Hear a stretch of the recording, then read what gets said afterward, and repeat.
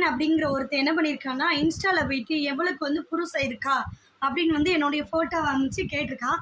ஆனால் அவன் பேர் கலைவாணன். அவன் வந்து கலைவாணன் அப்படிங்கிறது அவன் பேரான்னு தெரியாது. ஏன்னா யூடியூப் ஐடி வந்து க்ரியேட் பண்ணுறதுக்கு வந்துட்டு நம்ம என்ன பேர் வேணால் மாற்றி மாற்றி மாற்றி மாற்றி வச்சுட்டு வரலாம்.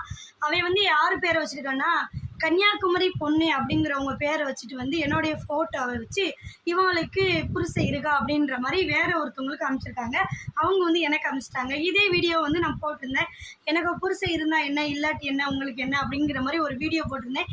இப்போ அவள் என்ன பண்ணுதான்னா, நான் தான் அந்த மாதிரி கேட்டேன். என்னுடைய வீடியோலாம் நீங்கள் வந்து டெலீட் பண்ணிடுங்க, எனக்கு வந்து பிரச்சனை ஆயிடுமோன்னு பயமாக இருக்குது அப்படின்ற மாதிரிலாம் சொல்லுதான்.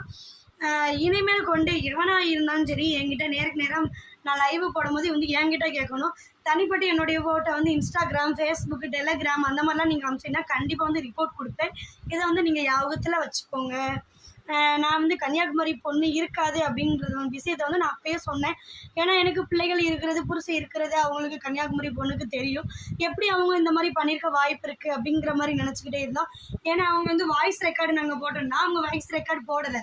ஏன்னா வந்து கமெண்ட் மட்டும்தான் எழுதி எழுதி அனுப்பிச்சிக்கிட்டே இருந்தாங்க. அப்போயே ஒரு சந்தேகம் வந்து எங்களுக்கு வந்துட்டு, ஏன்னா அப்புறம் வந்துட்டு என்னென்னா, நாங்கள் ஃபோனில் எல்லாம் கன்னியாகுமரி பொண்ணும் நானும் வந்து பேசியிருக்கோம். அவங்க என்ன பண்ணியிருக்காங்கன்னா, இந்த பொண்ணு உங்களுக்கு தெரியுமா, இந்த பொண்ணு எனக்கு தெரியாது, நான் வந்து ரீல்ஸில் தான் பார்த்தேன் அப்படின்றப்பையும் 2வது பொய்யை வந்து அவன் சொல்லிட்டான். அதில் வந்து அவன் மாட்டிக்கிட்டான். இந்த தப்பு வந்து இனிமேல் என்னை பற்றி யார் பேசினாலும் நான் வந்து ரிப்போர்ட் கொடுப்பேன்.